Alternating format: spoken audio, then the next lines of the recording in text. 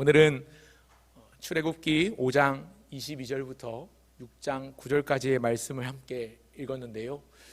지난번 금요기도회 때 제가 금요일 날 인도할 때 출애굽기 5장 1절부터 9절까지의 말씀을 본문으로 이어서 좀 설교하려고 합니다. 지난번엔 예배 회복이라는 주제를 가지고 하나님께서 이스라엘 백성들을 노예 종살이 하던 애굽에서 이끌어내신 목적은 그들을 사랑하시기 때문이고 그들을 구원하시기 위해서인데, 그 구원의 목적, 그들을 사랑하시는 이유는 예배다라고 말씀드렸습니다. 하나님이 예배 받으시고자 그들이 절기를 지키고 제사를 드릴 수 있도록 그들을 출애굽시켜 주셨다라는 말씀을 전했었습니다. 오늘은 그 본문에 이어서 출애굽의 목적이 하나님을 예배하고 절기를 지키기 위함이라고 말씀을 드렸는데, 이 목적을 위해서 하나님의 말씀에 순종한 하나님의 사람, 하나님의 부름을 받았던 모세와 아론이 이제 이스라엘 백성을 예배할 수 있도록 우선 광야로 보내달라고 애굽의 최고 1인자였던 바로를 찾아가 요청하게 됩니다. 그 본문을 좀 살펴보려고 하는데요. 바로를 찾아갔습니다. 형 아론과 함께 바로에게 찾아가서 이스라엘 백성들을 이제 놓아주라 요청을 했는데, 바로는 보란듯이 거절합니다. 허락하지 않습니다. 쉽게 말해서 죄송합니다만 예배 같은 소리 안 해, 제사 같은 소리 안 해, 너희가 먹고 살만하니까 이제 별의별 소리를 다 하는구나, 가서 일이나 더 하라, 그러는 겁죠. 한술 더 떠서 실제로 바로는 애굽의 감독관들에게, 이 히브리 노예들에게 더 노역을 가중시킵니다. 이전보다 더 많은 벽돌을 구워 만들 수 있도록 재료는 더 안 주고 더 많은 시간을 투자해서 일을 하게끔 더 극심한 노역에 시달리게 되는데요. 그러니 이스라엘 백성들이 다 모세와 아론에게 몰려와서 항의하면서 험악한 얼굴로 원망과 불평을 늘어놓습니다. 모세가 안팎으로 최악의 상황에 직면한 겁니다. 여러분, 모세는요 그저 하나님의 말씀에 순종했을 뿐인데 상황은 더 어려워졌습니다. 여러분, 우리가 쉽게 생각할 때에 하나님이 말씀하실 때 그 말씀에 순종하면 일이 잘 풀려야 될 것 같고 모든 게 형통해야 될 것 같지 않습니까? 안 돼야 될 일도 돼야 될 판에 형통은커녕 시련과 고난이 첩첩산중 기다리고 있습니다. 모세와 아론은 지금 산 넘어 산입니다. 하나님이 가라고 해서, 바로에게 말하라고 해서 바로에게 갔고 바로에게 말했는데 오히려 더 상황이 악해졌습니다. 더 상황이 안 좋아졌습니다. 그래서 크게 모세가 낙심하면서 실망하고 있는데요. 그 구절이 오늘 우리가 읽은 22절과 23절입니다. 모세가 너무나도 크게 낙심하고 실망한 나머지 하나님께 토로하기를 5장 22절 23절 제가 읽겠습니다. 모세가 여호와께 돌아와서 아뢰되, 주여 어찌하여 이 백성이 학대를 당하게 하셨나이까? 어찌하여 나를 보내셨나이까? 내가 바로에게 들어가서 주의 이름으로 말한 후로부터 그가 이 백성을 더 학대하며 주께서도 주의 백성을 구원하지 아니하시나이다. 모세가 지금 하나님께 토로하고 마치 항변하듯이 이야기를 하는 겁니다. 하나님, 도대체 어째서 이런 겁니까? 이러실 거면 도대체 나를 왜 보내셨습니까? 하나님께 토로합니다. 모세가 하나님의 명령을 받들고 순종하면 하나님이 그 모세의 순종을 기뻐하시고, 또 그렇게 하신다면 모세도 기쁘게 순종할 수 있도록, 모세의 순종이 보람되도록 딱 갔을 때 딱 허락되면 얼마나 좋습니까? 그런데 결과는 그렇지 못했습니다. 그러니 더 낙심하고 실망합니다. 그래서 괴로워하는 모세의 모습이 22절과 23절에 나타나 있는 겁니다. 힘들어합니다. 하나님은 그렇게 낙심하고 괴로워하고 힘들어하고 실망한 모세를 위로해 주시고 다시 다독여 주시고 일으켜 세워 주십니다. 하나님께서 어떻게 모세를 다시 일으키시고 격려해 주시는가? 하나님의 방법을 제가 말씀을 준비하고 읽으면서 상고한 바를 나누고 기도의 제목으로 삼고자 합니다. 그래서 오늘 설교 제목이 괴로울 때, 힘이 들 때라고 지었는데요. 모세는 하나님의 말씀에 순종했습니다. 그러나 그 결과는 괴로워졌습니다. 그 결과는 힘들어졌습니다. 그런데 그 하나님께서 모세를 어르고 달래고 다시 일으켜 세우십니다. 어떤 방법을 쓰시는가? 우리가 6장 9절까지만 읽었지만 사실은 5장 10절부터 7장 13절까지 이어지는 내용을 세 가지 정도로 요약해서 말씀드리고자 합니다. 괴롭고 힘이 들 때 어떻게 해야 할까요? 첫째는 과거에 주셨던 은혜를 기억해야 한다는 사실입니다. 한번 따라 하시면 좋겠습니다. 은혜를 기억하라. 한 번 더 따라할게요. 은혜를 떠올리라. 여러분, 하나님께서 힘이 들고 괴로워하는 사람, 낙심한 자를 일으켜 세우시는 방법들이 여러 가지가 있지만 그중 한 가지는 과거에 주셨던 은혜를 기억나게 하시는 것, 생각나게 하시는 것, 그것을 떠올리면 하나님이 회복시켜 주십니다. 왜냐하면 과거에 은혜 주셨던 그 하나님이 지금도 여전히 함께 하시고 그분이 여전히 살아 계시고 그분은 지금도 변함없이 일하고 계신다는 것을 깨닫게 해주십니다. 사실은 신명기 6장에 나오는 말씀, 기억하라, 기억하라, 기억하라는 말씀과 사실 오늘 본문이 이렇게 오버랩이 되는데요. 기억하라는 말은 헬라어로 아남네시스라는 단어가 있습니다. 어지간해서는 원문 잘 얘기 안 하려고 하는데 오늘 한 단어만 얘기하면, 이 아남네시스라는 단어는 원래 아나라는 단어와 밈네스코라는 단어, 아나밈네스코, 아남네스코라는 단어가 있는데 이 두 개의 단어가 합쳐진 단어인데, 아나라는 뜻은 다시라는 뜻이고 아나의 뜻은 다시라는 뜻이고 밈네스코라는 단어의 뜻은 기억하다, 회상하다, 돌아보다 이런 단어입니다. 근데 이게 합쳐진 단어니까 다시 돌아보라, 다시 회상해보라 이런 뜻입니다. 근데 여기에다가 다시 생각났다, 다시 기억났다가 아니라 능동태라는 그 태가 있는데 그게 무슨 얘기냐면 능동적이고 적극적인 뉘앙스로 아남네스코가 아니라 아남네시스라는 단어로 이렇게 쓰이고 있는데 무슨 얘기냐면, 쉽게 말해서 그냥 우리말로는 기억하라 하면 그냥 기억하라는데 그 기억하라는 우리말보다 훨씬 더 능동적이고 적극적인 뉘앙스가 이 안에 담겨 있습니다. 그러니까 과거가 생각났다가 아니라, 저절로 생각났다가 아니라 과거를 일부러 억지로 생각을 끄집어내는 걸 말합니다. 그러니까 과거를 떠올려보고 과거 일을 생각해내고 과거의 일들을 일부러 내가 그것을 콕콕 집어서 생각해내는 것, 기억해내는 것, 떠올리는 것을 의미합니다. 이 말이 무슨 말이냐면, 과거에 이런 일이 있었다는 것을 단순히 떠올리고 추억하는 것에 머물지 않고 그것을 억지로 기억해서 좋았던 기억들, 하나님이 나에게 주셨던 은혜들을 그것을 생각해서 오늘 내 삶에 역동적인 에너지로 바꾸어내라는 것입니다. 과거에도 도와주셨던 하나님이 오늘도 나를 도와주신다. 과거에 나에게 은혜 주셨던 하나님이 오늘도 나에게 은혜 주실 것이다. 이런 믿음을 가지라는 것이지요. 오늘 읽은 출애굽기 6장에서 모세와 아론에게 용기를 북돋워 주시고자 하나님께서 택하신 방법은 과거의 은혜들을 기억하시는 것입니다. 읽지는 않았지만 6장 13절부터요 27절까지 내용을 보시면 모세에게 어떤 말씀을 하시냐면 이스라엘 각 지파의 이름들과 그 자손의 이름들을 일일이 다 부르십니다. 이름을 부르세요. 이게 뭐냐면 내가 그들의 이름을 기억하고 있다는 것이죠. 내가 그들을 붙들고 있고 과거에 붙들었었고 지금도 여전히 그들을 붙들고 있으니 너희는 나를 믿고 가라는 겁니다. 모세에게 이스라엘 지파의 이름, 이스라엘 자손들의 이름을 일일이 다 언급을 하십니다. 김춘수 씨의 꽃이라는 시를 다들 잘 아실 텐데요. 그가 나의 이름을 불러주었을 때 나는 꽃이 되었다라는 구절이 나오지요. 하나님이 이스라엘 백성들의 이름을 불러주십니다. 내가 너희 잊지 않고 있다. 이 얘기는요, 내가 너를 과거에도 붙들었지만 지금도 여전히 붙들고 있다라는 의미가 있는 것이지요. 그러니까 과거에 역사하셨던 하나님이 지금도 역사하셨고 지금도 역사하고 계시고 지금도 일하고 계시고 앞으로도 일하실 것이기 때문에 여기서 용기와 힘을 얻으라는 것입니다. 사랑하는 성도 여러분, 우리 기독교는 기도의 종교인데요, 기도의 종교인 동시에 또한 기억의 종교입니다. 혹시 힘들고 어려운 현실에 놓여 있으십니까? 사방으로 우겨싸움을 당해서 동서남북 어디를 보아도 전후좌우 어디를 보아도 탈출구가 보이지 않으십니까? 과거에 예전에 하나님께서 나에게 베푸셨던 은혜들을 떠올려 보십시오. 그냥 생각나는 대로가 아니라 생각을 해내십시오. 생각을 하나하나 콕콕 끄집어내십시오. 내 삶 가운데 놀랍도록 역사하셨던 그 하나님은 지금도 여전히 살아계시고 지금도 변함없이 일하고 계시는 하나님이십니다. 여러분, 오는 주일이 지금 여기 현수막이 새로 걸렸는데 추수감사주일입니다. 추수감사주일, 지난 모든 세월 동안 하나님이 주신 은혜들을 생각나는 은혜만 떠올리는 게 아니라 잘 생각하지 않았던 은혜들조차도 하나하나 떠올리면서 적어보면서 기억하면서 적극적으로 회상하고 그것을 감사의 에너지로 바꿔 보시길 바랍니다.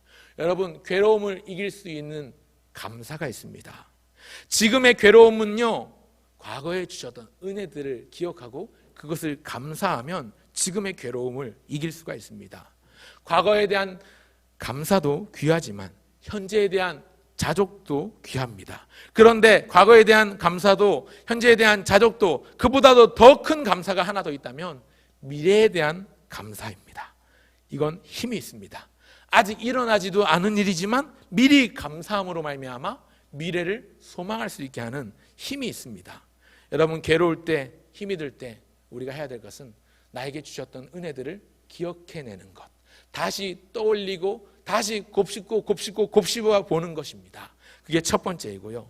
괴로울 때, 또 힘이 들 때 하나님께서 사용하신 두 번째 방법은 언약인데요. 그래서 말씀드립니다. 둘째, 언약의 말씀을 붙들라는 것입니다.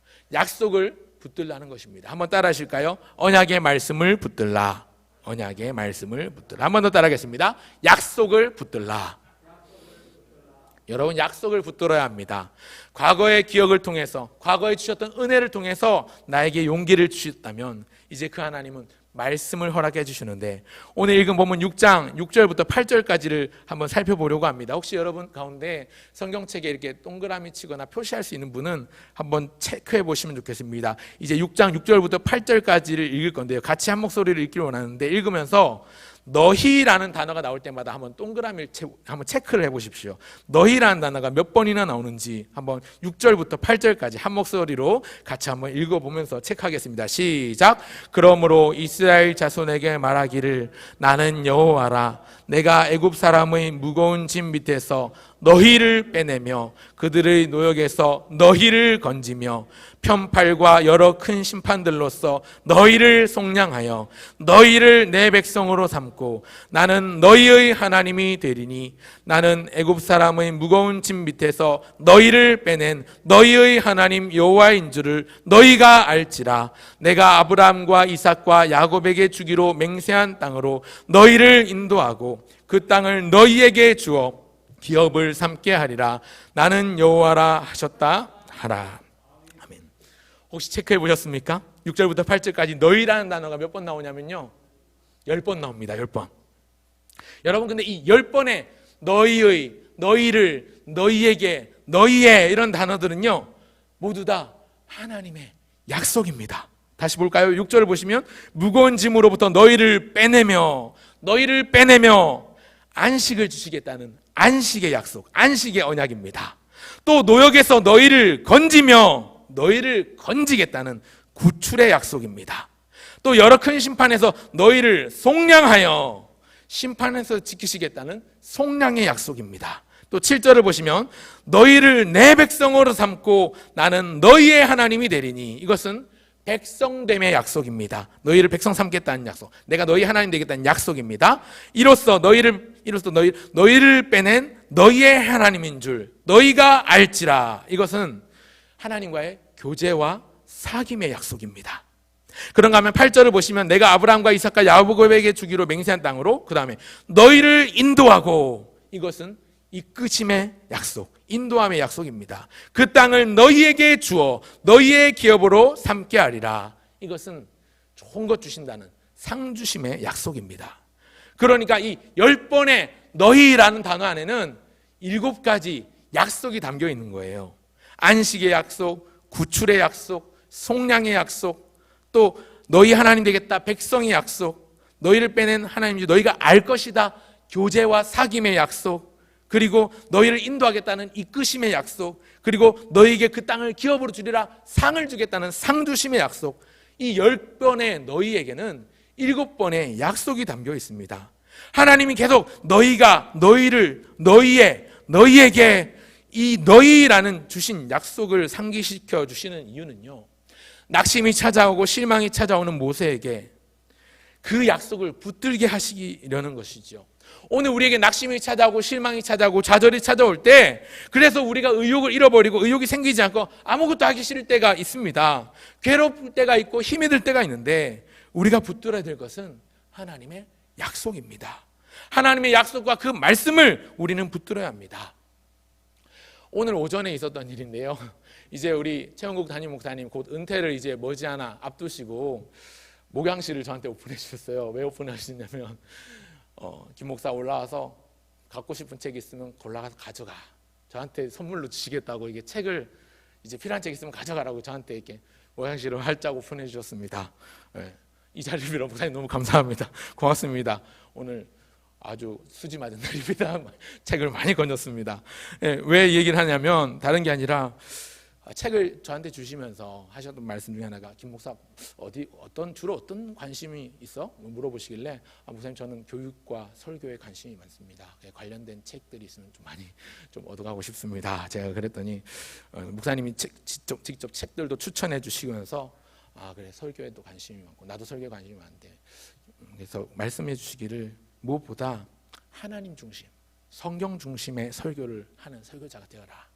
다시 여러 번 물론 그동안도 계속 여러 번 당부해 주시고 또 말씀해 주셨는데 목사라면 다른 것보다 성경을 많이 알고 성경을 잘 알아야 되니까 성경보다 다른 거 더 앞세우고 성경보다 설교할 때 자기 이런 다른 거 자꾸만 언급하는 사람은 그게 다 자기 자랑이고 자기 지식 자랑이고 허영심인데 그런 사람 되지 말고 딱 성경 바르게 전하는 성경을 잘 아는 목회자가 되라고 저한테 당부를 해주셨면서 이 책을 선물로 주셨습니다.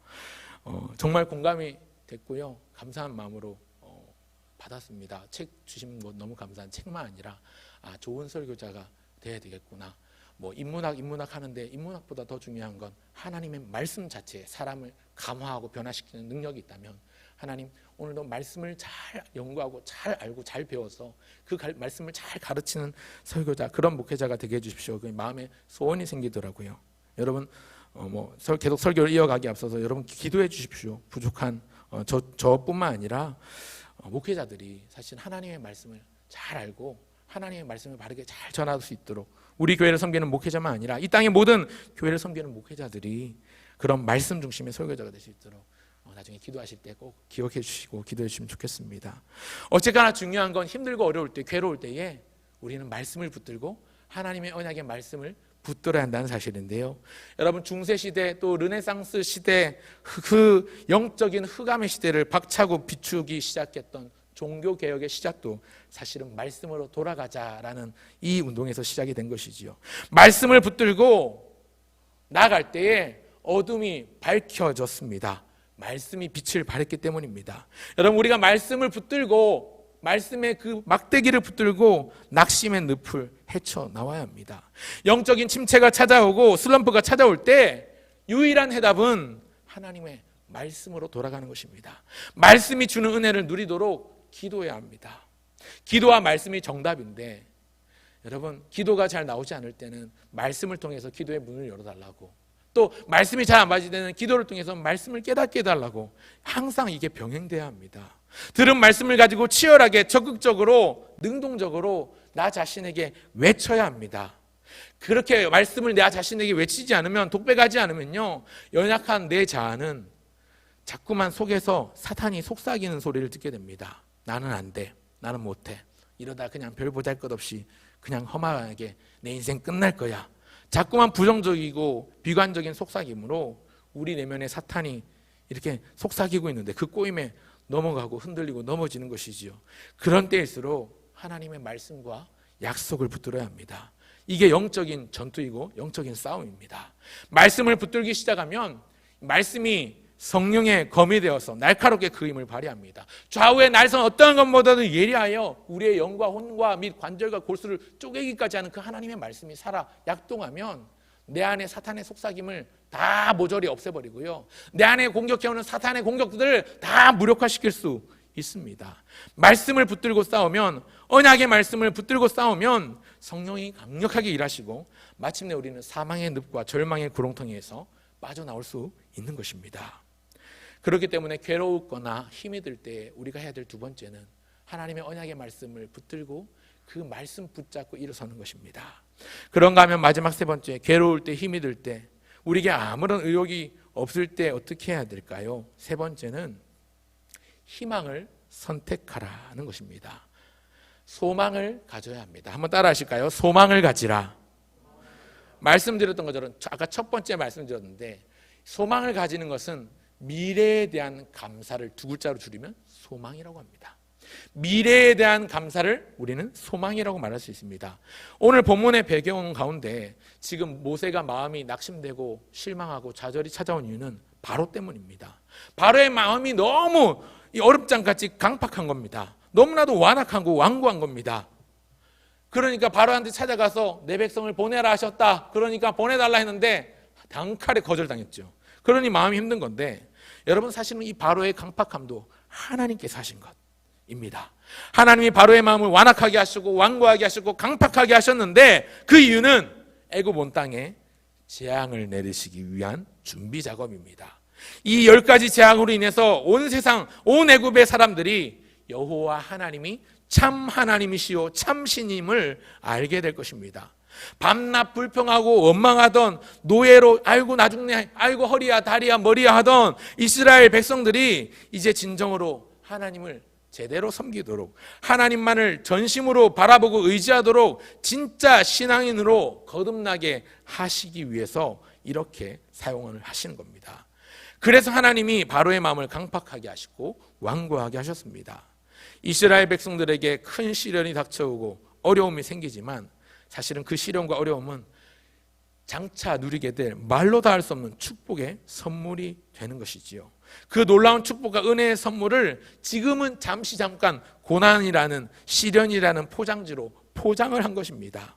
모세가 지금 눈앞에 닥친 상황과 환경만을 볼 때는 그는 낙심하고 실망하고 좌절하고 그래서 마음이 속상한 상태였습니다. 그런데 6장을 넘어 7장을 쭉 읽어보면, 7장 12절까지 읽어보면요, 하나님께서 계속해서 모세를 어루어주시고 달래주시고 그렇게 만져주시고 다시 지팡이 꺼내봐라 그러면서 지팡이가 뱀이 되고 뱀이 다시 지팡이가 되었던 것을 생각나게 하시고, 그러면서 다시 손을 넣으면서 다시 손을 꺼냈을 때 다시 돌아오게 하신 것을 또 생각나게 하시면서 모세를 위로하시고 격려해 주십니다. 그래서 모세가 당장 눈앞에 보이는 것만 보지 않게 하시고 그 너머에 있는 것을 볼 수 있도록 모세의 영안을 뜨게 하십니다. 그렇게 상황과 환경을 보는 시각이 조금 달라지니까요, 모세가 달라집니다. 배후에서 일하시는 하나님을 바라보고 하나님의 약속을 믿고 그 약속을 얼마나 잘 지키셨는지 과거에 주셨던 은혜를 생각하니까 그는 절망이 아니라, 낙심이 아니라 희망을 선택하게 되고 소망을 갖게 된 것입니다. 시련을 통해서 일하시는 하나님, 환경과 상황 가운데 어려움이 있다 하더라도 그 어려움조차도 이기게 하시는 하나님, 그래서 시련과 고난이 축복이 되고 은혜가 되고 어려움이 기쁨으로 바꾸어지는 하나님의 보이지 않는 손길을 바라보게 된 것입니다. 환경과 상황을 바라보는 시각이 달라지면 낙심과 실망의 늪에서 더 이상 헤맬 필요가 없습니다. 여러분, 예수님이 달려 돌아가셨던 그 저주의 나무 십자가, 겉으로 보기에는요 참 초라하고 보잘것없으면서도 또 한편으로는 무시무시하고 잔인한 사형 집행 틀이었습니다. 그런데 믿음의 눈으로 그 십자가를 바라보는 사람은 그것이 무시무시한 잔인한 사형 형틀이 아니라, 그것이 참 초라하고 보잘것없는 나무 조각이 아니라 그 너머에 있는 부활 영생과 영원한 영광을 바라보는 것이죠. 그래서 그 십자가를 인해서 다가올 미래에 대한 감사가 나온 겁니다. 부활의 소망, 영원한 하나님 나라의 영광을 바라보게 되는 것입니다. 선지자 하박국 아시지요? 하박국이 살던 시대는 암울했습니다. 앞이 보이지 않습니다. 다른 나라든 이방 나라든 곧 금방이라도 쳐들어올 것 같고 나라는 곧 망할 것 같고 그랬는데, 그런데 큰 흉년이 들어서 무화과 나무 열매 잎이 마르고 포도나무에 열매가 없고 감람나무에 소출이 없고 논밭에 소출이 없고 감람나무 열매가 없고 외양간에 송아지가 없고 양이 없고 우리에 그런 송아지가 없고 아무런 가축들이 없어도 하박국은 선택합니다. 나는 여호와 하나님을 인하여 기뻐하리라. 나는 구원의 하나님을 인하여 즐거워하리로다. 내가 찬송하리로다. 그렇게 하나님을 택해서 절망이 아니라, 낙심이 아니라 소망을 선택하고 하나님의 구원을 위한 기쁨을 선택합니다. 이제 말씀을 맺으려고 합니다. 사랑하는 성도 여러분, 힘드시죠? 고단하시죠? 여러 가지로 어려운 상황 가운데 살고 계십니까? 현실이 아무리 힘들고 어려워도, 환경이 아무리 우리를 옥죄어 매더라도 분명한 거 기억하십시오. 하나님은 살아계십니다. 과거에 그 사랑을 체험하셨지 않습니까? 과거에 응답받았던 때를 떠올려 보십시오. 첫 번째, 기억하라. 생각을 떠올려 보십시오. 떠올려 내십시오. 겉으로는 사람이 일한 것 같고 예수 안 믿는 사람이 보기에는 이건 우연의 일치야 라고 말할지 몰라도 우리는 그것이 하나님의 응답임을 믿고 있고 그것이 하나님의 일하심이었고 하나님의 주셨던 은혜라고 믿고 있어서 그렇게 감사할 수 있지 않습니까? 하나님의 사랑은 여전히 변함이 없습니다. 지금 내가 당하는 시련은 시련으로 끝나지 않고 내가 지금 당하는 이 시련은 고난은 축복으로 은혜로 바뀌어집니다. 지금 내 앞에 닥친 어려움은 주님께서 기쁨의 노래로 바꾸십니다. 찬송가 370장 저희 어머니가 너무나도 좋아하셨던 찬송인데 전날의 한숨 변하여 내 기도 되었고 한숨이 변하여 기도가 되고 눈물이 변하여 기쁨이 되는 놀라운 그런 은혜의 선순환이 우리 가운데도 일어나면 좋겠습니다. 우리는 소망을 택하면 됩니다. 언약의 말씀 붙잡고 약속의 말씀 붙들고 그리고 주셨던 은혜들을 생각하면서 앞으로도 더 큰 은혜 주신다. 이전보다는 주셨던 것과는 또 말로 다할 수 없는 비교할 수도 없는 더 큰 은혜 주신다. 이 기대를 가지고 나아가야 합니다. 좌절과 불평과 원망과 실망이 아니라 소망과 패기로 꿈과 비전을 가지고 꼿꼿하게 서야 합니다. 그 선택은 헛되지 않을 것입니다.